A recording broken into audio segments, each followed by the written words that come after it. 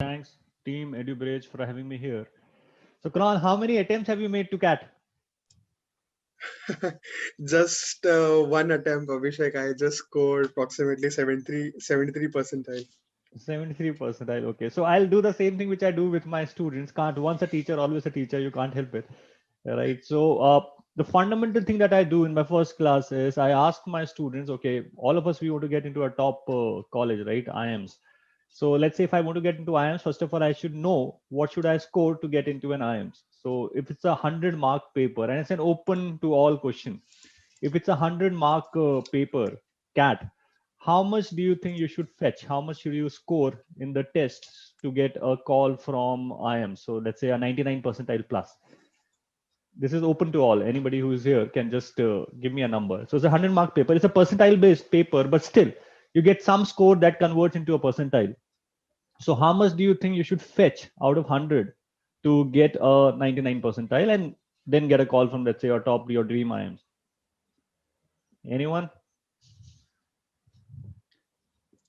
So Abhishek, with the responses coming are approximately 90%, 95%, 92 percentile, Okay. 98 The percentile. score out of 100, I just want the score. Out of 100, how much do you think you should score to get a 99 percentile? I'm just asking for absolute score out of 100. So I'm A getting practice 90. What are the one, other scores that I'm getting? we have, students mentioning anywhere between 75 to 85 as a qualifier. Is there a qualifier? Okay, so you get a percentile, right? So there are two things. There are two aspects to an exam. Okay, so basically, when I ask this question, the typical response, as in the 80% plus response that I get of the population is, sir, if I want to get into an IIMs out of 100, I think I should get 90 plus, which is the score to get into IIMs. If it's a 100-mark paper, I should get 90. Then the other range would be 80 plus. The reality is, if it's a 100-mark paper, you should get a score between 55 to 60. That is it. That is not even a first division. All of us have written our examination. We all come from that grilling school curriculum. 60% is not even first division, right? So this is what we need to score. So the first thing which I tell my students is, all of us are in awe of the examination, and in that pursuit, we stop doing the fundamental thing, which is, first of all, know how much you need to score to get let's say a 99 percentile. Now, when I share this, that you have to get a score between 55 to 60 out of 100, the next response that I get, which is a typical Indian thing, is, sir अगर मैं 85-90 सोच रहा हूँ तो 55-60 तो आ ही जाएगा ना, right? That doesn't happen in this exam, right? We need to understand fundamentally this is an exam which is for selecting business manager. A business manager has to make smart decisions, right? You have to, the guiding principle is ROI. So I have limited resources. I could invest in project X, I could invest in project Y. So someone which has a higher ROI, I should invest there. The same thing is there in the paper. There are certain questions which are extremely tough. There are certain questions that are which are relatively easy. All the questions carry the same mark. So then why are you doing tough questions? You should select simple questions, right? So once you know this, a simple fact that I need to score 55 to 60, it impacts me in two ways. First of all, I get breathing space, which is, I know I don't have to be mastered in all the topics.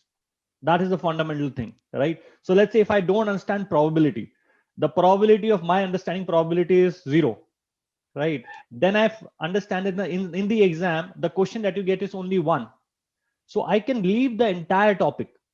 I need not waste, or let's say invest my time studying probability, because it will shatter my confidence. The weightage in the exam is low. So why not leave the topic completely, right? So you start working as a smart business manager, right?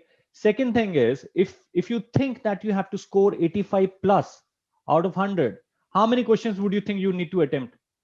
If your goal is, I have to get into IIMs, to get into IIMs I have to get 90 plus out of 100, so how many questions would you have to attempt? 90. If you're 100% accuracy, you have to attempt at least 90 questions. 90. That is simply not possible. That is simply not possible. So a person with that mindset is not taking control of the paper, but the paper is taking control of your performance. Imagine in the quant section, the first 5 questions, I intentionally put the toughest questions, right? Now you have a mindset that, okay, I have to attempt 90 questions. So you have no choice. You have to attempt question number 1. You have to attempt question number 2. You have to attempt question number 3. And in the process, you are giving 4 or 5 minutes per question. You're not able to solve them. Panic sets in and your paper goes for a toss, right? And imagine the last 5 questions in the sections were extremely simple questions. You were not able to read them at all, right? So a person with a mindset of, let's say I have to get 85 or 90 plus, will never be able to read all the questions. Forget about attempting them, will not be able to read all the questions. Whereas a person who knows that it's a matter of 55 to 60 will exercise choice and will not attempt tough questions. So if you're writing CAT, if you don't read all the questions, that is a crime. That is simply a crime. You have to read all the questions, and that will only happen if you if you work on the sensibility that CAT is not just about to know what to do, but also about what not to do. That is what I tell my students कि आपको as an Indian it is difficult for us to say no. हमें no बोलना नहीं आता है ना. आप किसी से रास्ता भी पूछोगे, भैया रास्ता कहाँ जाना है, उसे पता नहीं होगा, फिर भी वो बता देगा आपको. Not because he wants to, whatever, he can't say no. So the same thing in the exam also. I have to attempt all the questions. No, that is not the thing, guys. You have to be smart manager. So manage the paper, right? So you have to read all the sets and you have to decide what not to attempt.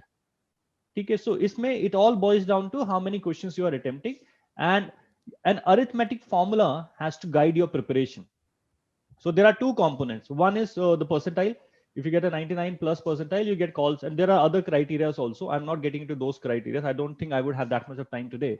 But yeah, one thing is your overall percentile, and then is your sectional cutoff, right? So section, there are 3 sections: LRDI, you have quant, and you have English. So all 3 of these have a sectional cutoff, which means you have to get a minimum score in each section. So the sectional cutoff for each section is 40 to 44%. That is it. Each section. If let's say you are extremely bad at maths, I'm sure कितनी maths में बेकार रहे होंगे, 40% तो आए होंगे आपके exam में, कोई भी एग्जाम लिखा हो, right? So you have to get 40 to 45% in each section. So what is my formula? My formula is each section I have to get minimum 40 to 45%, and overall I have to hit between 55 to 60%. So this is the formula that should guide your CAT preparation. कि किसी भी section में minimum 45% से कम आना नहीं, और अगर एक सेक्शन में मैं 45% टारगेट कर रहा हूं, so I have to compensate this lower score with some other section, right? So this is how you can work towards CAT, and this gets lots of sensibility in your preparation. See, the normal trajectory of a person who starts CAT preparation is your week 1, you're extremely motivated. You think that, I'll get into IIMS. IIMS is the place to get into, right? 15 days into the preparation, you think, okay, FMS, MDI are also decent place. ये भी सही चलेगा.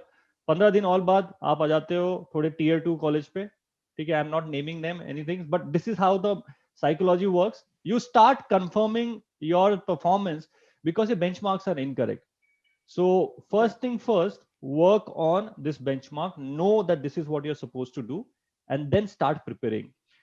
Second thing is, the second thing to crack CAT. Okay, I'll stop here. If you can leave, if there are students watching there and if they have some questions for CAT prep, if you have certain questions, I could take them. If there are none, then I can proceed with my monologue. So, Abhishek, I'm Lubina. I had learning and development at EduBridge. Yeah. We get a very common question. So we have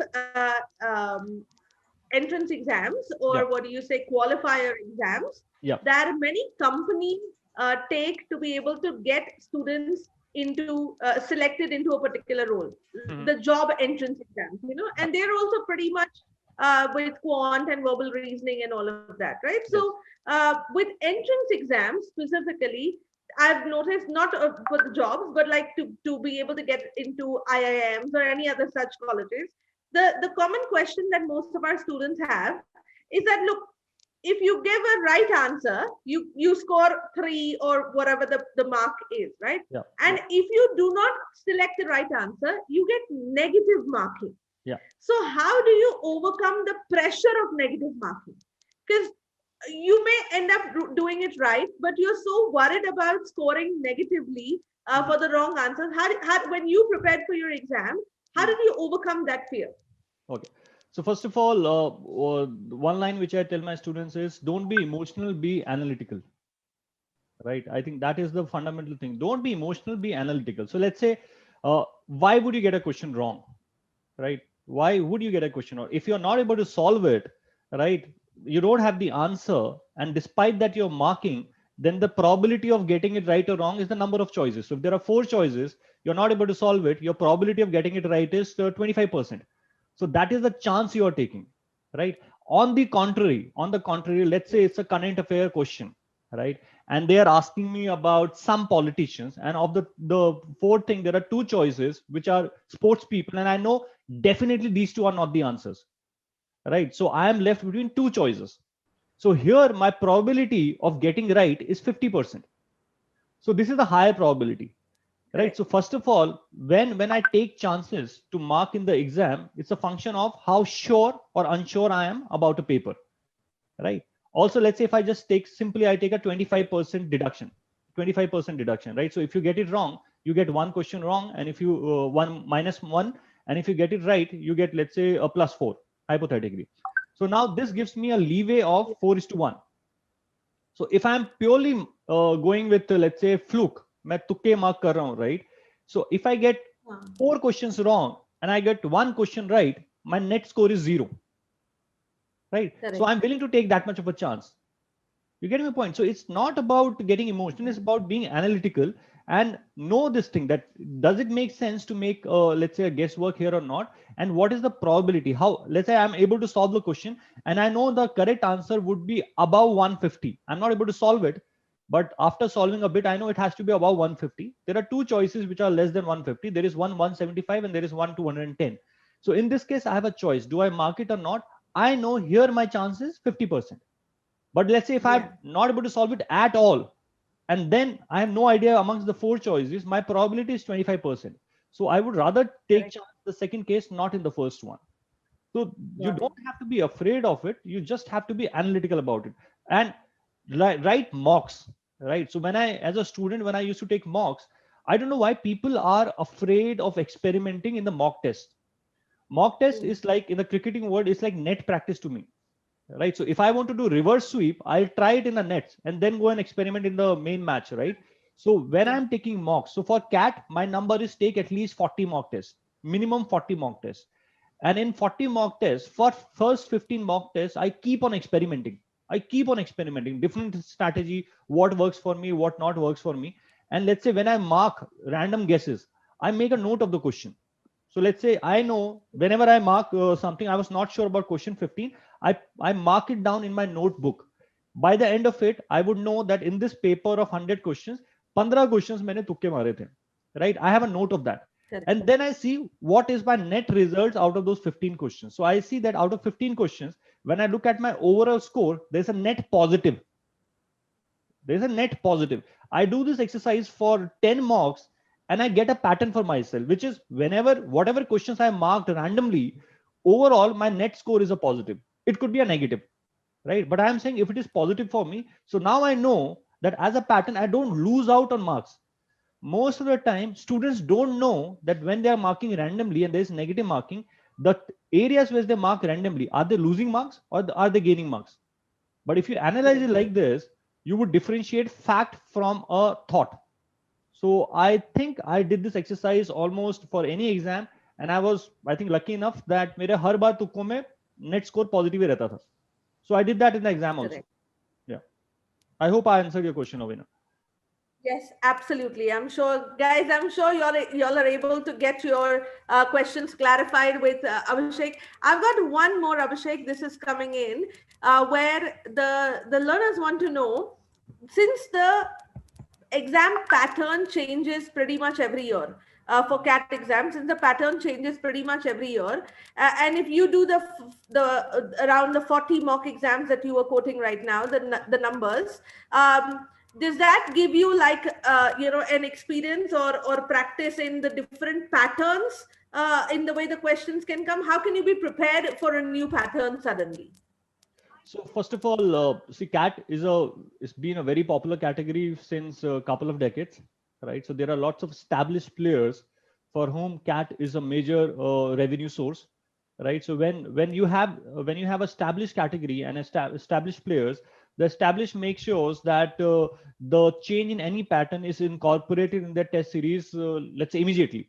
So CAT announces a change, and let's say in 3-4 days time, the established test player will incorporate the same change in the test series. So you don't lose out on that, right?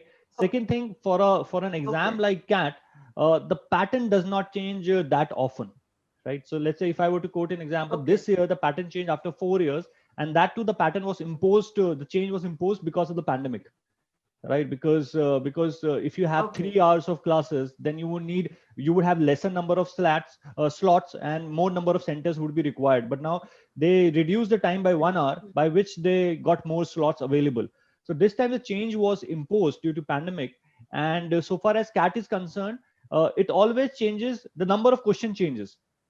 So let's say earlier there were 120 questions, then it came down to 100 questions, then they say there were 70 questions. So when a number of questions changes, the weightage of different topics, it remains the same. So CAT per se, the pattern, the composition of skills that is being tested has not changed for almost a decade now. And to answer your question, enroll with a reputed test prep brand. They make sure that the changes are incorporated almost immediately. Okay, great. So that answers my question. I do have one or two more. I don't know if you're going to be okay to answer those. So I have some of our students asking with names of brands. They wanted to know if you would want to recommend any good brands or any good institutes or websites which they can refer to be able to practice the mocks. Okay, so for the mocks, the usual suspects are your CL, Career Launcher, CL Educate. You have your Time, right? So these are the two main CL and Time. Of late, a new brand is coming up, which is doing good work, which is Unacademy, right? So Unacademy is a unicorn now. So they have the resources, and they are deploying resources in an efficient manner, in the case that they have got good teachers on board. Right, so people, so if you are going for value for money, and let's say if you are a person who can study online, which I think is really effective way of studying these days, right? So if that is the case, then Unacademy is also a very good platform to go for, because all the best teachers are there on the platform. You can study with them. Yeah, and test series wise, CL Educate, Time, these are your best for the Indian competitive examination point of view. Yeah, great. Thank you so much, Abhishek. I'm done with mine. Tessie, over to you. Thank you so much, Lavina and Abhishek. So Abhishek, I have one more question I've received from a student. What is the basic acumen apart from the marks to plan for CAT? I mean the basics. Basic, can you please repeat the question, Tessie? What is the basic acumen apart from the marks to plan for CAT? Okay. So two things. So I think it's a good question, Tessie, because what I've seen out of experience is, so there are two parts. One round is the aptitude test. I called it the elimination round, right? Because if you don't get a certain percentile, you are eliminated. And the second round is the selection round, in which they call you for the interviews, right? Now, most of the students, they invest a lot of time to the CAT preparation. And for the second part, which is the selection round, the tendency is once I get a call, I start working on that. Trust me, that's a very dangerous strategy, because in 15-20 days time, you cannot work on the other skills that are required, right? So first of all, if you're preparing for CAT, yes, basic core skill is how analytical you are, right? If I look at so for that, the testing is your CAT. So that checks your English, that checks your logical reasoning, data interpretation, and maths up to class 10, right? So this is the basic analytical aspect that they're checking. Second thing is the top IIMs. I'm just referring myself to top B schools. They cater to top corporates, right? Now, top corporates have started giving weightage to few things. So if I were to tell you the 4 pillars of a good profile, the 4 pillars of good profile would be academic consistency. And whatever top companies require, it gets reflected in the selection process of IIMs, right? So they require academic consistency. Therefore, your 10th, 12th and college marks are extremely important. There are people who reach out to me and they ask me, sir, मैं second year में हूँ, मैं CAT की तैयारी शुरू कर लूँ. I ask them their graduation marks, that what have they scored till now. right? So if they are on the lower side of the grad marks, I suggest that your better use of time right now would be to push up your graduation marks, because if you don't get a certain level of graduation marks, then even a good percentile will not fetch you a call. So academic consistency, you need to get good percentage in your graduation. Second pillar of a good profile is your position of responsibility. So first is academic consistency. Second is position of responsibility. So in your college, what are clubs have you been part of? Actively been participating in different activities or not? Because that shapes your personality. Because otherwise, we all know at the undergraduate level, nothing. The course is not making you employable. So working in clubs, societies, NGOs, clubs like Enactus, we know that you have seen practical scenarios. When you go for a sponsorship, you're talking to a client, you make cold calls, then you convert, you pitch, you get a sponsorship for the festival. So second thing is your position of responsibility. Third thing is internships. Crucial, extremely crucial that you get internship. You might complain that in your college you don't have an active placement cell, but if in today's information age, if companies are not coming to you, nobody is stopping you from reaching out to companies, right? You can use LinkedIn platform. There are other platforms you can use and get an internship. And fourth thing is extracurricular activities. So basically, when you're asking what is the acumen that is required, first thing is analytical skill sets, which is your CAT. Second thing, I've already told you, the profile. So if you don't work on them in the last 15-20 days, it becomes difficult to work on that, because we can only polish what you have done. We cannot cook up stories, right? So the main skill is analytical and how logical you are. You develop this logical thinking if you work in the practical scenario. I hope I answered your question, Tessie. Yes, Abhishek. Thank you. Thank you so much for answering the question. Yeah.